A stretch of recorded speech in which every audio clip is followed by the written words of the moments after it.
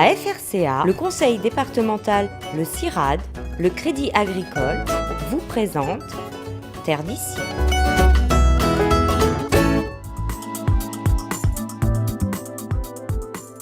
Une belle étendue verdoyante qui s'étale sur toute la parcelle. Non, nous ne sommes pas dans les pâturages de la plaine des Cafres, mais sur les hauteurs de Saint-Leu, à Maduran plus exactement, où Thierry Silosia cultive des oignons. Ici, sur ce terrain de 3000 m², il en a planté récemment en utilisant la technique des bulbilles. Aujourd'hui, par rapport aux problématiques liées à l'enherbement, comme le cycle de l'oignon en semis, c'est de 5 mois, et en bulbille, c'est de 3 mois, donc m'a privilégié de faire un peu ce que les ancêtres faisaient, c'est-à-dire repiquer les bulbilles de façon en 3 mois on a l'oignon, et ça simplifie un peu la démarche de l'utilisation des herbicides. Donc on a moins de problèmes à gérer. Technicien à la Chambre d'agriculture, Frédéric Amani accompagne ainsi les producteurs d'oignons dans le développement de cette culture qui demande beaucoup de technicité. Il faut imaginer qu'un plant d'oignon, quand ça lève, c'est tout petit, c'est tout fin, c'est tout fragile. Et ça a besoin tout au long de son parcours d'être accompagné, d'être entretenu comme il faut. Même à un maille quoi. Ah carrément, carrément. Et il y a un ensemble de techniques qui permet de faire ça. Et justement, les agriculteurs déjà, avant même de mettre en place la parcelle, ont besoin de savoir, de comprendre quel type de technique vous allez utiliser en fonction de la zone, en fonction surtout de la structure de l'exploitation, du matériel que vous avez à disposition, en fonction de votre temps de travail, et en fonction aussi de votre marché, suivant le type de marché que vous visez. Donc, on a tout un ensemble de paramètres à prendre en compte avant de mettre en place une parcelle. C'est à ce niveau que nous intervenons en informant les agriculteurs. Voilà, il existe un ensemble de techniques, semi-direct, la motte, la plantation motte, les repiquages racines nues et la bulbille, la plantation de bulbille. En sachant qu'il y a deux types de bulbille, il y a le faux bulbille et le vrai bulbille.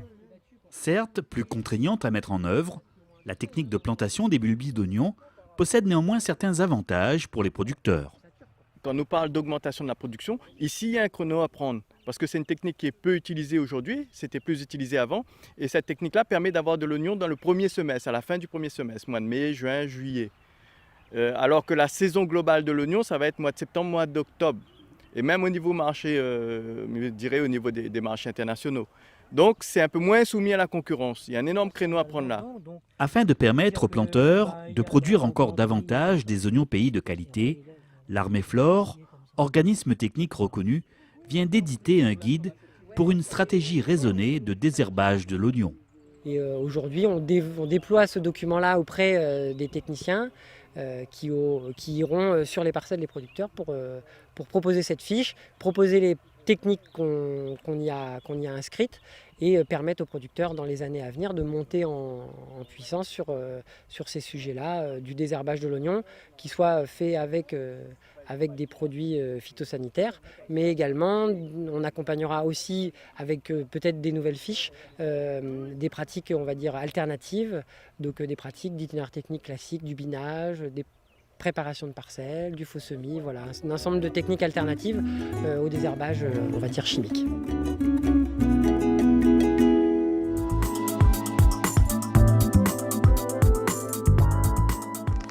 On a bien insisté sur ce sujet-là, c'est moins ton cas toi Thierry parce que tu travailles en plein, mais pour ceux qui ne travaillent qu'en bande, de bien faire leurs calculs en fonction des bandes, parce que quand tu ne travailles qu'en bande et que tu laisses les passe-pieds en enherbement ou que tu ne les traites pas, et bien du coup tu risques des surdosages quand tu fais tes calculs. Donc, très bien détaillée, cette fiche technique réalisée par l'Armée Flore reprend ainsi les fondamentaux du désherbage raisonné en culture d'oignons.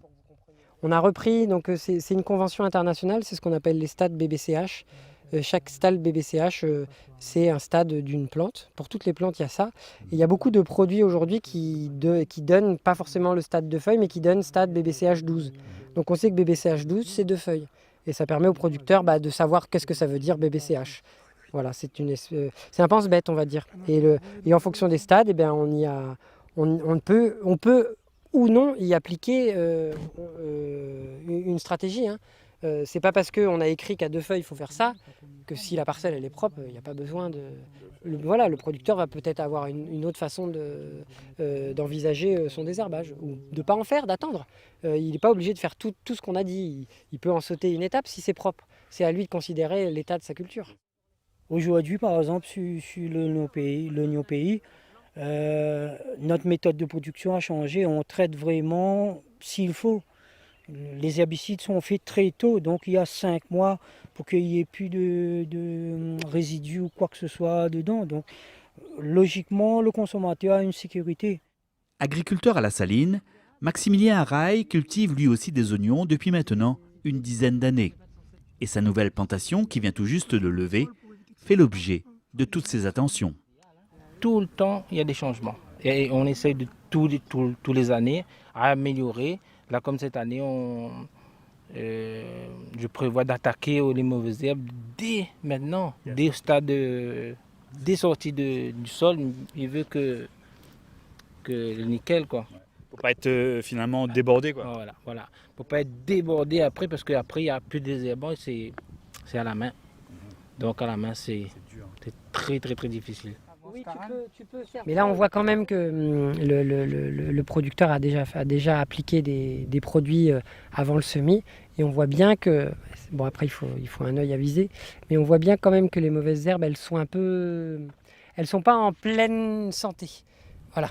Le développement, d'après le producteur, les herbes sont un peu tassées et les mauvaises herbes ne se développent pas aussi vite qu'elles devraient le faire. Donc ça veut dire qu'il y a déjà une efficacité du produit. Mais il ne faut pas se laisser, faut pas se dire c'est bon, ça va passer. Non, faut être vigilant. On a quand même des mauvaises herbes qui sont là. Donc pour essayer d'être le plus propre, on est en train de discuter pour essayer d'intervenir dans les jours à venir avec les premiers mélanges de 3 désherbants sur un oignon à une feuille. Déjà disponible, ce guide de désherbage de l'oignon est un outil indispensable pour les planteurs bien sûr, mais également pour les techniciens qui les accompagnent. Notamment sur l'oignon, le petit guide que l'Armée Flore a fait est très important et vraiment nécessaire du coup, pour mettre à niveau nos producteurs. Ça nous permet, nous, d'avoir un appui aussi de ce qui a pu être fait ailleurs notamment au niveau technique, et du coup qui marche. Donc nous, après, on n'a plus qu'à on va dire, diffuser ces informations aux producteurs et l'assister sur des opérations, notamment de désherbage, qui est le sujet aujourd'hui, sur lesquels il aurait des questions.